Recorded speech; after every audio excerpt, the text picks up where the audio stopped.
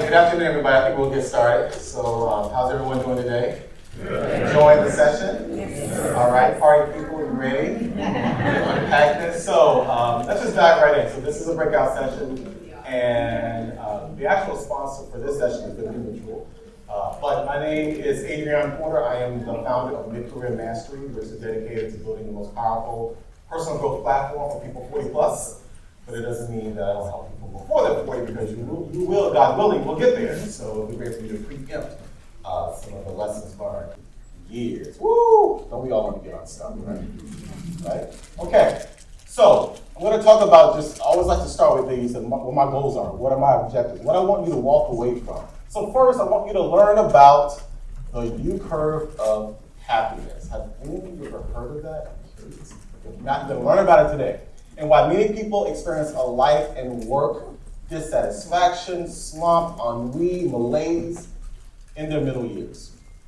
And number two, I want you to understand how to utilize an actionable framework for getting unstressed and unstuck a la Malaise during this critical inflection point in your career, especially and particularly as a Black professional.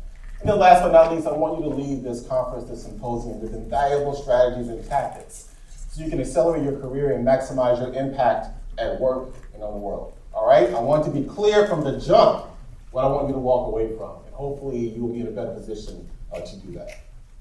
Okay. Quote from one of my favorite songs from one of my favorite groups. All right? I wish I could play it right now, but I really know how it feels to be stressed out when you're faced with your adversity. I really know how it feels to be stressed out. We're going to make this thing work out eventually. Who sung the chorus on that? True. Faith Evans. All right. One of my favorite songs because it really captures a lot of what people feel in their life and at work, and especially during this critical time of your career, whether you're mid-career, whether you're early career, or whether you're late career. We all get a little stressed out these days. And so this really sets the theme of what I want to talk about. All right, before I get started, I want to make sure people can find a seat. You may have to pull out some chairs or set on some laps, right? So building community. That's good. I want to make sure people have enough time to just find a seat, and then feel like we're at church. If you're in a seat next to you, kind of scoot in. We have 2 seats up front. We have 1, 2, 3 seats up front, 2 in the second row. Just want to help navigate a little bit. Good afternoon. Good afternoon. All right. So, why are we so stressed and stuck, especially at this stage of our career? Well, I'll tell you, it's interesting. About a couple of years ago, I was probably the most unhappiest person on earth in the world. You know why? Because research has shown plenty of data that when you go through your middle period of your life and your career, you go through this low period of your life. And the average age of this malaise, this ennui, this feeling slump is 47. And guess what? A few years ago, I was what? 47. So, the U-curve of happiness. So there have been multiple studies and research, and I'm a geek for this stuff, that over the course of your life, self-reported data across multiple countries, across thousands of individuals, longitudinal studies as well, is that when you are in your early adulthood, your self-reported level of happiness and life and work satisfaction is at a pretty much high, like 18, 20, you're happy, you got a new job, you're about to go out into the world. But then as you age, and as you get into adulthood, your level of happiness tends to go down. And then it plummets and nadir at what age? Guess what? In your 40s and your 50s. A la the midlife crisis, right? But I don't really call it a crisis, more of a malaise, and we'll talk about that. But then guess what? As you age past your 50s, as you get older, you see that your happiness level tends to go back up. You get a little bit more seasoned. You get a little bit more comfortable. And it follows this U-shape. And if you notice about the chart, it actually exceeds your level of happiness even in your early years. And I'm sure if you talk to people who are more seasoned, you kind of see this also. And if you are in that U, you're probably asking yourself, oh my God, this is what it is. But guess what? It's not just America. So these multiple studies have been done across multiple countries. And guess what the common denominator is? It is a U-shape. Different people reach their low point at different ages based on their country, based on the dynamics. I don't know what's going on with Russia, but they don't really have a U. They're just unhappy, and then they die. But that's Russia, right? So, but as you can see, the commonality is that there's a normality there. And that's why for so many years we wonder, why do we feel in this funk in our middle years? And most of the time when you're in mid-career, late 30s, 40s, 50s, you're in this funk, okay? So, the pandemic, we're still, we're getting through the pandemic. So we all heard of the Great Resignation, right? Now, a lot of studies have shown that the early part of the Great Resignation in 2020, 2021 was mainly driven by, who do you think? Millennials, Gen Z, young people, right? But guess what? Recent study has shown that the change from Q1 2021 to Q2 is driven by middle years. And do you know why? It's because they're starting to look at their purpose, their meaning. They're starting to question what really means the most to me. I'm feeling this feeling of malaise, but I see everyone's quitting. Let me jump into the pool. And so we're driving a lot of that data now. But guess what? This is across all demographics, across all cultures. But relative to many of you, the malaise is even more real for Black professionals. Because you have to take a lot of this data with a grain of salt. Because I tell everyone, data that's reported for Black people, you need to multiply that times 10. Because a lot of times we go unreported, or not reported at all. And so the reason why it's probably more real because of these different factors. Number one, dealing with microaggressions, double consciousness, workplace bias, right? The imposter syndrome. So many different dynamics. You're already at the U. You're already feeling this funk. And I should tell you, too, that the reason why this is so common is they've done these studies not just on humans, but chimpanzees. And guess what? They're unhappy in their middle years as well. So you may wonder, well, how can they self-report that? Well, based on their certain studies and how they look at behaviors of chimps and primates, how they react to different stimuli, there is a sense in their middle period that there's a sense of ennui. So what I think we're just biologically wired to go through this period. So you have puberty, you have adolescence, there is a such thing as middlescence. And so you saw the commonality of the youth. But let's get back to many of you here. We talk about the ills of isms in the workplace, racism, sexism, and yes, ageism. And so if you are in that category of all three, then you get the triple threat. If you're a Black woman over 40, right? And then also because of ageism, according to a recent study by ADRP, Black workers are more likely to say they've experienced age discrimination than white workers. So this is just data and food for thought for you to understand that number one, this is normal, but thinking of the you, the commonality and the nomenclature is, well, you know what, if you're in this funk in your middle years, you're in mid-career, if you're late 30s, 40s, 50s, guess what? Things will get better with time. Don't worry about it. Wait it out. Well, I'm not here for that. I want to talk about, okay, I don't want to wait. Let's see, how do we tack this and transform that malaise to mastery? How do we flatten the U-curve so you can then thrive and maximize your impact?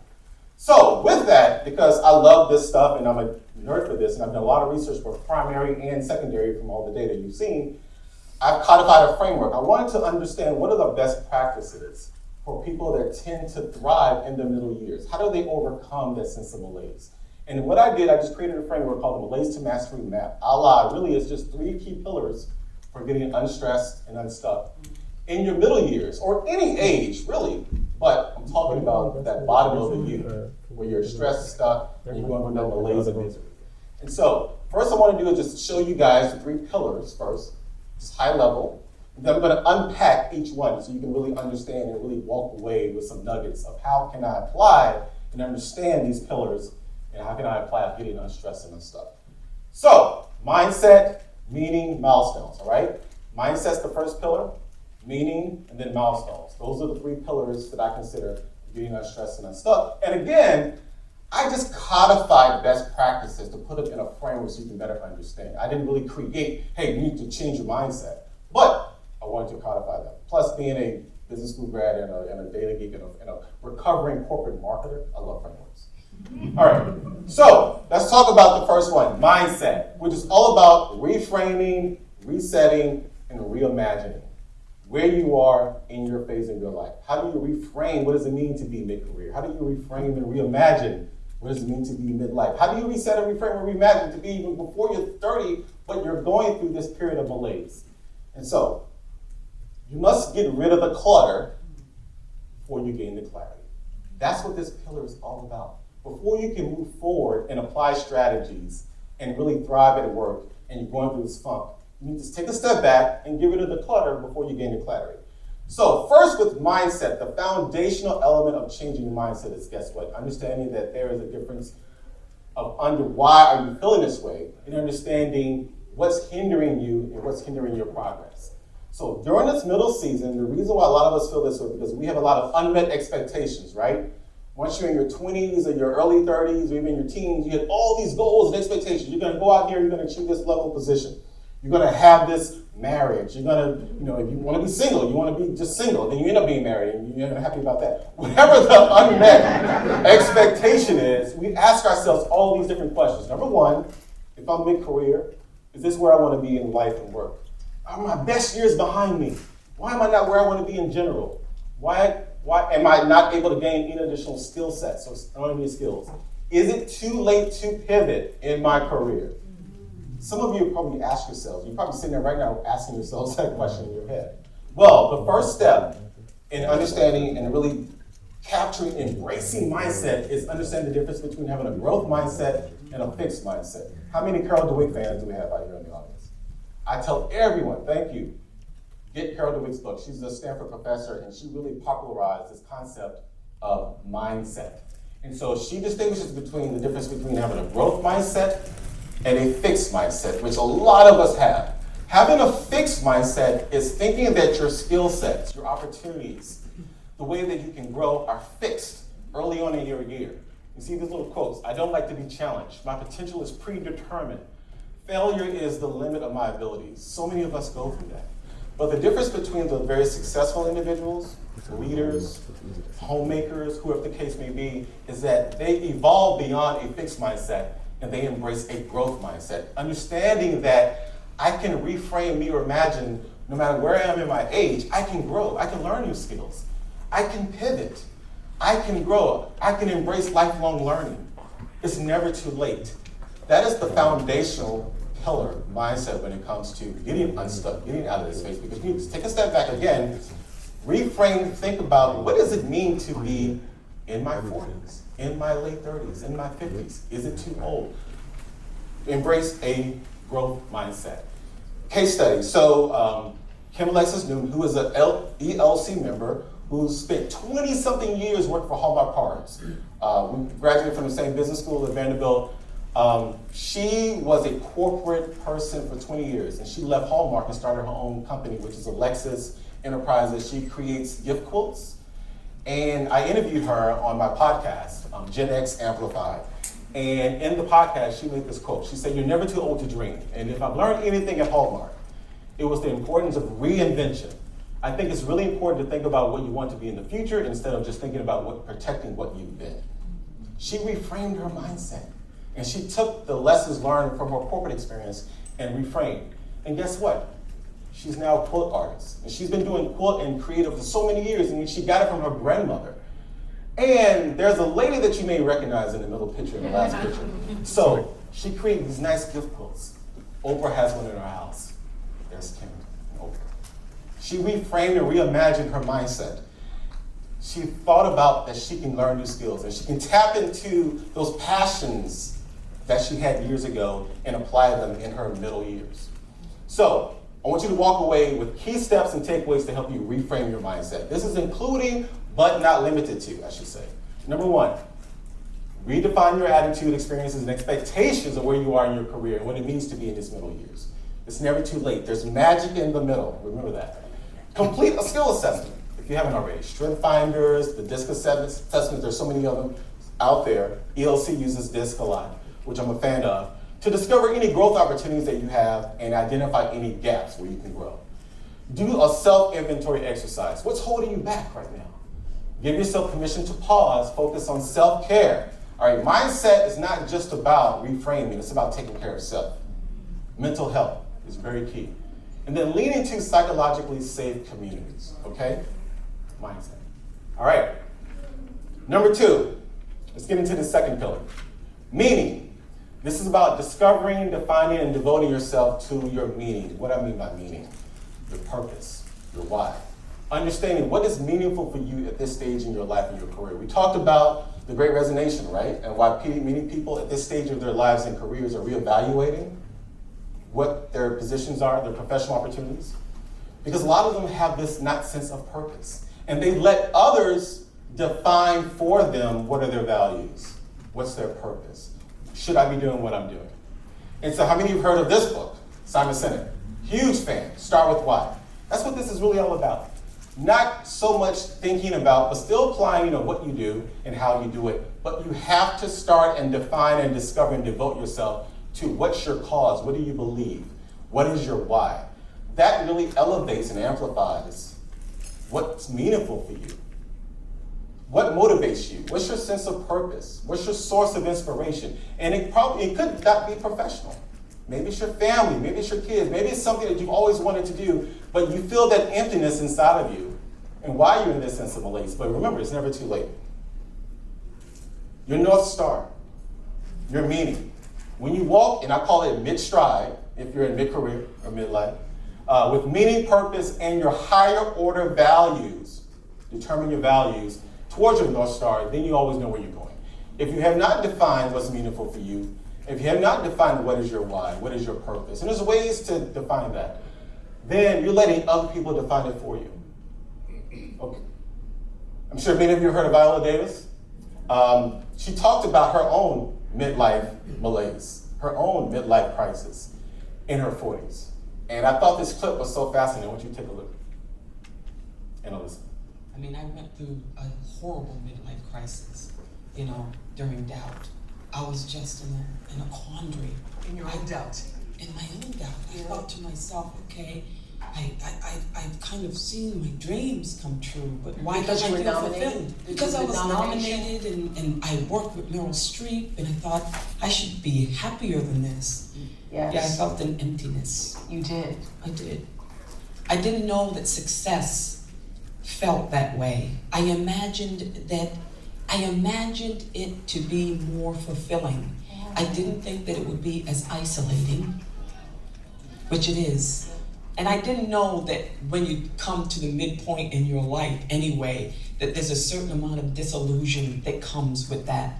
And the disillusion is that all the things that you thought defined success and that could fill you up has been defined by other people and not so much by yourself, if that makes any sense. Makes all the sense to me. And so then you have to stop. Then you're there. You're right at the middle part of your life. So then you have to think, okay, Viola, really, what would make you happy? Sound familiar? Right? She went through it. She's an Oscar-nominated, Oscar-winning actress. And it's interesting, when she was nominated for Doubt, the film that she's referring to, guess what age she was when she was going through this? She was 43 years old. She was at the bottom of the U. Even though outwardly you may think she has all the success, but she was letting her success be defined by others. She didn't get to tap into the sense of purpose, the sense of values. She is still an actress, but she's probably going after certain roles. She's probably approaching her roadmap differently because now she's thriving. If you look at her interviews lately, she's in her 50s, she's at the happiest part she is in her life because she went past the U. Another good friend of mine, ELC member, Cindy Kent, she also graduated with me from graduate school. She is now the Chief Operating Officer at Everly Health, a startup, but she has spent many years at 3M, Medtronic. But she spoke at our alma mater, Vanderbilt Business School commencement. And during the commencement address, she said, the truth of the matter is each of us have something that is whispering and wanting more, to do more, to be more. Some call it purpose, others vocation. I don't care what you call it, just allow it and amplify it with intentionality and intensity. Okay? Just another footnote about the power of defining your meaning, but also amplifying it. Now, when you define that meaning and you're ready to amplify, you still have to do some steps to make you really take advantage of it. I'm going to talk about. So, key tips, takeaways to help you discover your meaning. Again, including but not limited to. Number one, write out the things and the people that you consider the sources of your inspiration and motivation. It doesn't matter. It could be your 3-month-old baby. It could be your nagging grandmother or grandfather. It could be your friend. It could be a coworker. It could be anything, a piece of music. But just write them out. Connect the dots of your past experiences and your praise, and I'll talk about that, to your current opportunities. What do I mean by that? When you get into this season of your life, you're still trying to figure out, what am I good at? What will make me happy? Go back and look at those moments where people praised you about something that you did, a task, a project, anything. And if you find a common denominator, that's letting you know something. Also, that when you were praised and when you reacted positively, connect those dots. Outline your values and your higher order guiding principles. We all should have values. I call this a map. Your values are pretty much kind of the road signs along the way, because you have to work in your values. And then write a draft of your personal and professional purpose statement, right? Meaning, purpose, why? I encourage all of you to start, and I say draft because you're not going to be finished. I have my own purpose statement, and it evolves based on where you are on your U. My purpose currently is to help people in their middle years get unstuck so they can then thrive and maximize their impact at work and on the world. Now, if you asked me my purpose 20 years ago, totally different. I think I wanted to be the next Bobby Brown. I actually did want to be the next Bobby Brown. But we're not going to talk about that. So, your purpose statement, including but not limited to. Okay. Mindset, we talked about meaning, and then the last pillar, milestones. What do we mean by milestones? That is all about establishing, collaborating, and achieving both micro, small, short-term, and macro, long-term, massive milestones. And the reason why this is so important is because being able to be proactive with setting goals and nurturing relationships is important to accelerate your success. And I'll unpack that. So, milestones. So many of us in our middle years, we are absent of milestones, right? When you're young, you turn 18, which is a milestone, right? Turn 21, you're able to buy a drink if you choose, or insurance, or whatever the case may be. Get your first job, you meet your first girlfriend or boyfriend or partner, you may get married.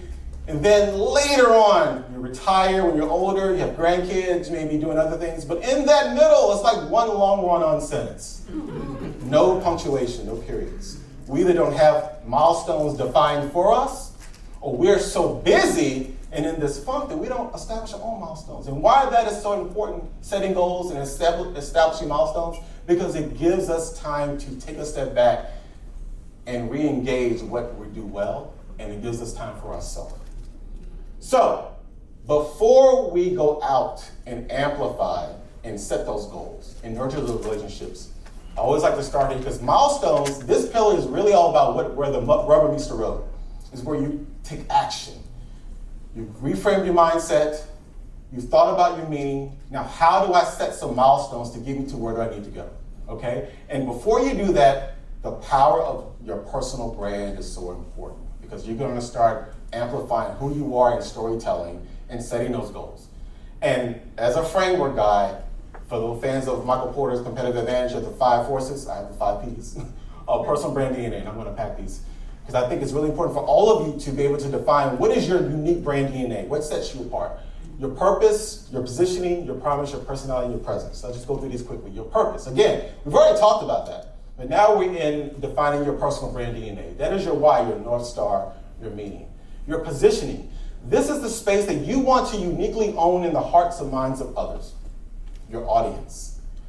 Like basically you ask yourself this question, what industry am I in or work in? Number 2, who's my ideal audience, right? Whether it's your boss, your colleagues, your superiors, if you're a business owner, your customers, your clients. And then last, to get to that position, you answer this third question. Well, how am I uniquely different? What sets me apart from others? That is how you want to be positioned at work. Your third element is your promise. That is the expected guarantee of value that you deliver to your network whenever they engage with you. Fourth, your personality. Those are your human characteristics and attributes of your personal brand. And then last but not least, then we get into your brand presence. That is the visual, tangible expression of you when you're out there, whether it's your LinkedIn profile, whether it's the way you dress, the way you speak, how you engage. Those are the 5 Ps of your personal brand DNA. So let's talk about once you define your brand and you're working on it, writing down your goals is critical to achieving your milestones. Writing down, I want to start there. Dr. Gail Matthews, a psychology professor at Dominion University, she conducted a very often cited, well-documented study on goal setting. And it found out Participants who wrote down their goals and followed up on their action plans had more than a 70% success rate. Those who didn't, success rate fell to 35%. And 76% are more likely to achieve your goals if you have an action plan and accountability partners, okay? Write your goals down. But that last part, this is all about the power of relationships.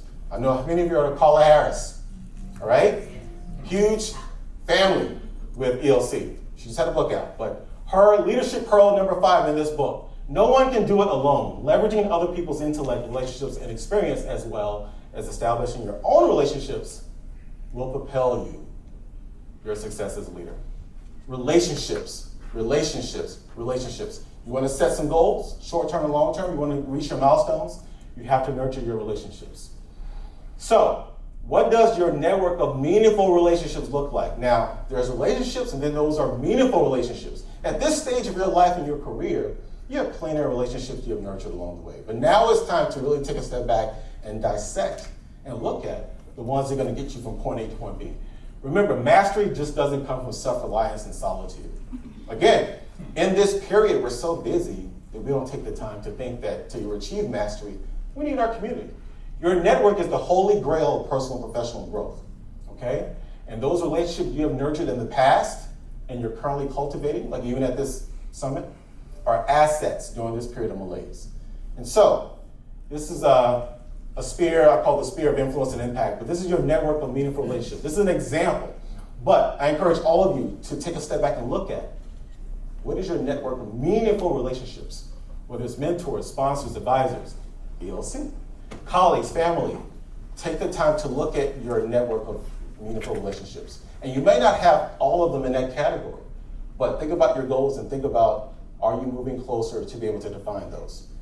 Here's a great case study. So, Eric Moses, great guy, interviewed him. I have a fireside chat and spotlight series called Fabulous Over 40, but he is the first Black president of a NASCAR track. It's called Nashville Super Speedway. He got the role 2 years ago. And I asked him, when he received this opportunity, what did he do? He uses relationships, because this was a big milestone. Did you know at the time, Eric, that you were the first African-American president? I'm just curious. No, I knew before I accepted the job, because in our last conversation in person, which was in Nashville, we're sitting in the Hermitage Hotel having dinner, Mike and I, and he said, and if you decide that you want to move forward with this, you will be the first person who looks like you to have this role in NASCAR. What was that moment like? I'm just curious. At that time when he said that, what went through your mind? I don't know. I mean, we don't set out to be pioneers in our careers, right? You set out to find and seek out opportunities where you can be successful. You can bring what you do and what you're good at to the table for the benefit of the organization and yourself. I thought it interesting. I made a bunch of phone calls to people who are mentors of mine, some kind of mostly in the sports business, and said, what do you think about this? I wanted to have an understanding of how hard it might be in terms of the headwinds I might encounter in doing it. So I had some conversations. One was with a mentor of mine named Max Siegel. Max happens to be the president and CEO of USA Track and Field, but also runs a racing team, a developmental racing team for the Drive for Diversity program for NASCAR.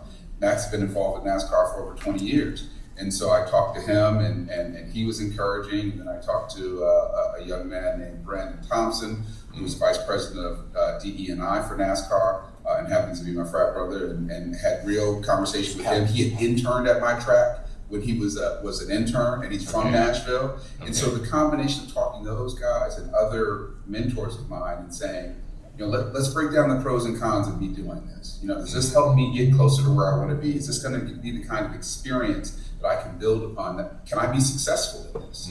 And the answers kept coming back, yes, we think you can do it. You've got the temperament, you've got the experience, you've got the knowledge, you've got the personality, and this company seems like the type of company that will support you in order to be successful. It's a great case study, right? Now, this was an opportunity that fell into his lap. And he decided to not make this decision in solitude. He reached out to his network of meaningful relationships, those who can help him get from point A to point B. So the combination of talking to those guys and other mentors of mine and saying, Let's break down the pros and the cons. Does this help me get closer to where I want to be? Can't stress enough about the importance of, especially at this stage of your life, is that you have so many jewels and gems and assets, especially in your middle years, because you've lived longer than a lot of people that are in the younger cohort. So when you have those decisions and opportunities and possible milestones at your feet, tap into your network of meaningful relationships. So, some more key tips and takeaways to help you achieve your milestones. Number one, try to spend time defining the 5 elements of your personal brand DNA, your purpose, your positioning, your promise, personality, and presence, because you have to get that foundation of who you are when you start to put yourself in the marketplace, in the workplace. Write your micro and macro milestones and reverse engineer the steps along the path to get there. Conduct a monthly audit of your network of meaningful relationships and adjust and connect accordingly. Get rid of those who are just not, doing well or not helping you get from point A to point B. You may not engage with them as often, right? You may want to write them all. But audit your network and adjust and connect accordingly, right? You can't just do the audit. You have to look at your milestones and see, well, who can I get from point A to point B? And make sure that the value is reciprocal, because this isn't just about getting, it's about giving. I want to make sure I made that clear too, because we talked about setting goals, but when you have your network of meaningful relationships, focus on adding value as well. And I'm sure when Eric reached out to his colleagues, that they felt comfortable enough based on the value they received from him to help him achieve those goals and not look at those headwinds. Create a personal advisory board and accountability partners for growth, and request collaboration with your manager on a professional milestone action plan, if applicable, because not all of your managers may not have the time, may not even want to, but at least maybe try. Bring it up. Because a lot of times we have milestones that are presented to full teams, but they're not for that individual. Work with your manager, work with your colleague on your own milestones, right? And an action plan. So, Malaise to Mastery Map. What are the 3 pillars, including but not limited to, but are simple but profound? Reset, reframe, reimagine your mindset. What does it mean to be mid-career? What does it mean to be in the middle? Understand that I have opportunities to grow, to learn, to thrive. It's not over. Secondly, define your meaning. Devote yourself to that meaning, your purpose, your North Star. What's meaningful to you at this stage of your life and your career? And then let's set some milestones. Some micro, short-term, and some long-term milestones. And utilize my relationships and my network of influence to help me get there. All right, thank you so much. And also, we're going to talk about questions, but I'm Adrian Porter again, and if you want to reach me, I'm at easypeasyadrianporter.com. I'm very active on LinkedIn as well. My podcast, Gen Exemplified, I have a Spotlight Fireside Chat series, and my platform, The Career Mastery. And I am honored to be with you, and hopefully we have enough time for some Q&A. Thank you. Oh, there we go. Sorry about that. Thank you so much. Hello. Hi, my name is Jason. Hey, Jason. One of the things about kind of being in this phase of life is that we're talking about in the main session is that some things tend to change fast, right? So there's a lot of kind of little failures kind of along the way, and right. So this map isn't necessarily linear, I guess. No. I'm director of program management. We spend a lot of time in agile things. You kind of go one way and you kind of go a different way and everything. Right. How do you kind of keep the energy up to kind of keep this going without it becoming a whole other burden on top of everything else that you're dealing with? No, thank you so much. What's your first name again? Jason. Jason, thank you so much for that question. Yeah, I should have made that more clear, so thank you for bringing it up. So this framework is sequential, but then it's kind of not sequential. It's really tailored to whatever your needs are. So, but I always encourage people to, when you start reframing and trying to think about how to get out of this funk, you got to start with mindset. Because you got to first get past the clutter. But then, based on your goals, based on your opportunities, based on where you are, based on the other external things that are happening, you may have to tailor and course correct or tailor fit where should you spend your time and your focus. And they can also be concurrent. So many of you in this room, you may already have your purpose statement written out because you probably went through the exercise maybe. You may also understand, okay, great, I have all these meaningful relationships, but I am struggling with my personal brand. Or I am struggling with even thinking about, can I even attain any new skills? Just that's why I call it really the thread across all pillars is the power of your relationships. Is to help you look at those blind spots and say, okay, you have all this at your feet, but you can't see what I see. Let's focus on this and let's put together a plan. So again, it can be tailor fit to your needs, and just don't think of this as a burden, but just a framework and just a way for you to kind of think about things differently, and then attack it whenever you're able to attack it. So thank you for that. You have a question to come up, or you want to just? Can you talk a little bit about how do you attack defining purpose statement, right? So when I see this, you think of a purpose statement of I want to change the world and do the best for everyone.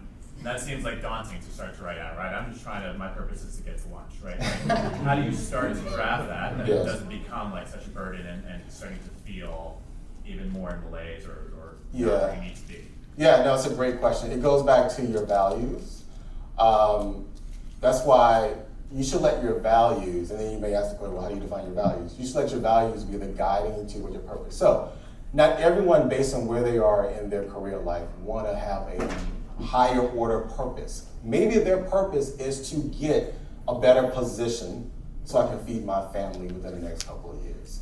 Now, I call that a goal and a milestone, may not necessarily a purpose, because I do want to encourage all of you to just think about at this stage of your life, your purpose can be something, it should be something that's not directly tied to your current position. It should be something that's going to be a North Star to get you closer to that. And again, I articulated my purpose right now, and that's mine, but it could be simple. My purpose is to, help be part of a community that solves, hunger in my neighborhood, right? Now, it seems massive, but again, it's something that drives and motivates you because you may not even reach it. Sometimes your purpose can be unreachable, right? But at least what I mean by that, it can be something that's really visionary, but at least it gets you closer to achieving some of those micro goals. And then with the power of community, you can achieve them. So again, that's why it's a purpose statement and it's a draft, because you're not going to hit it out the park the first time. You may come back and the first time you may read it like, Jesus, I'm trying to be Gandhi. But that's okay. That's why you utilize your sponsors, your mentors, or your colleagues, or people that you're going to meet at this summit and follow up on and say, hey, let's exchange purpose statements. Let's look at it. Let me see where, how this aligns with your current role. So it's a great question, but try to approach it as this may look daunting, but let me just start with exactly what is something that I want to achieve that gives me meaning. And when you just kind of break it down like that, you'll be amazed at how simple and achievable that task is. Any other questions? Thank you. What was your name again? Jamal. Jamal, thanks, Jamal. Any other questions? I think we have about 3 minutes. I just would like you to go to that slide. I know you don't know it off the top of your head. On their milestone, it was evaluate and achieve. It was 3. Oh, establish, I'm sorry. collaborate, and achieve. Now, if I didn't know that, then you would have called me out. That was good. I like that. No, I should know that, right? Not that. I can go back to it. You want me to go back to it for real? No, thank you. Now you're keeping me on my toes. See, the power of community. Question. That's a very good presentation. One thing I was wondering, you talk so fast, I was kind of listening, taking Yeah. notes. Is there a way to get this presentation? I have to follow the DLC. That's a great. I tell you what you can do in the short term is I have an article that kind of talks about these things on my website, adrianporter.com, or on LinkedIn. But I'll talk to them about if they're going to allow, because I don't want to say something I shouldn't say. No, I just very And good information. Just want to be able to. Yeah, I only have about 40 minutes to try to. I do workshops on this for like a couple of days sometimes, and I do but they're going to kick me out if I spend too much time on it. So it's a great. Well, thank you though. Thank you for the compliment though. Seriously. What's your name? Lindley Berry. Lindsay. Thank you. Hi, quick question. What's your name first? Amelia Jones. Hey, Amelia. So when I was listening to the presentation, I really took away from it that a lot of it has to deal with potentially like pivoting, right, to maybe something new. Could be. And you also do a framework that's more about finding purpose and advancement and getting unstuck within like the corporate realm of where you are right now. Because if you haven't decided that you actually want to completely pivot and do something else. Correct. You said, is that Do you do that as well? Oh yeah. It's a framework. So I tailor it based on what's interesting. Again, I just codified it, but this would be applicable to any situation where you're feeling stuck. If you're working with a client and they're stuck, then you can approach it where, okay, let's kind of think about what's the shift you're trying to make? What's your mindset? Okay, then let's understand, well, how do we get from point A to point B to that meeting? And then let's set some goals. You know, I presented to some middle school kids, you know, middle years, right? They're stuck, they're stressed. I'm stuck and stressed, but I have a 13-year-old. Now, we don't have time to talk about that. It could be applicable. Marriage, it's all about getting unstuck no matter where you are, but we're talking about it from MLMS. But thank you, though. Hello. I'm Siobhan. Hey, Siobhan. So in the beginning, you talked about removing clutter. Can you give a little more detail? Is that, you know, what's the typical type of clutter that people in their 40s or whatever have, and why that's important? Yeah, that's a great question. So that was just setting up when I talk about mindset, because a lot of times the clutter can be overthinking where you are, why am I not in this position? Again, this middle period is the traffic jam of life, right? Whether you're middle years, middle life, middle management, even in your 30s. And so before you can move forward, before you can even get unstuck, you have to take a step back and remove and reframe the clutter of the thinking negatively, the fixed mindset clutter, the overcompensation of other external factors, the comparison trap, you know, comparing yourself to others. I call it the bane of professional growth. It's the kryptonite and the bane, Superman's Batman. The kryptonite and the bane of professional growth. That's clutter. So in order to move forward, you gotta remove that, and then you can have clarity. Okay, I get it now. I'm resetting, reframing, reimagining what it means to be in the middle. There's magic in the middle. If you don't remember anything from this presentation, there's magic in the middle. Hello. I had one final question. Great presentation. Thank you. My name is Iman. I wanted to ask, when you have defined kind of your vision and what you want to accomplish, how can you maximize your time to fail quickly and just kind of continue, be in this continuously kind of being in uncomfortable spaces so you can grow? Yeah, it's great, and I wish I had if I had the final answer, I would be sitting here. I'd be somewhere on a boat or yacht. But no, I can do my part to help. I think it's a great question. That just goes back to using accountability partners and just taking the time for yourself and being proactive. Again, you're not gonna solve it overnight. So that's why the framework kind of outlines different little strategies and tactics. Like you have your vision, but then you may have, you know, you're on a Zoom call and you got your 3-year-old on your lap, you know, you gotta make dinner, you gotta take your son to soccer practice, you got your boss hounding you, you got emails flying back. It's a different world. That's why first acknowledge and be able to define what the vision is. Acknowledge that you have a growth mindset. Acknowledge and try to figure out who are in your network of meaningful relationships you can tap into to help you get there. It's work. You gotta do the work. You have to do the work, but at least you have a map to get from point A to point B. And so again, it's not easy, but you just have to start. I'm sorry. Yeah. Okay. I'm sorry to introduce myself early. Belindia Taylor. Hey, Belindia. I was gonna come back and tell you to do that. I keep messing with them. I'm sorry. So under the meeting, I missed something. Yes. You had discovered, was to define, the why was your purpose, the how was your process. That was the start with why. That was the start with why. Yeah, and then the what was something I couldn't remember. Yeah, no, I'll go back to you. That was Simon Sinek's framework, start with why. So you know your process. Yeah. So that's the basis from his book, which I encourage you all, if you're thinking about like understanding your why, your purpose. It's a great book. Great. If you don't want to get the book, watch his TED Talk. Watch his Simon Sinek. Who's the gentleman, Michael, gosh, you may know him, he has this famous video that talks about your why. And the guy's singing the song Amazing Grace. Oh wow.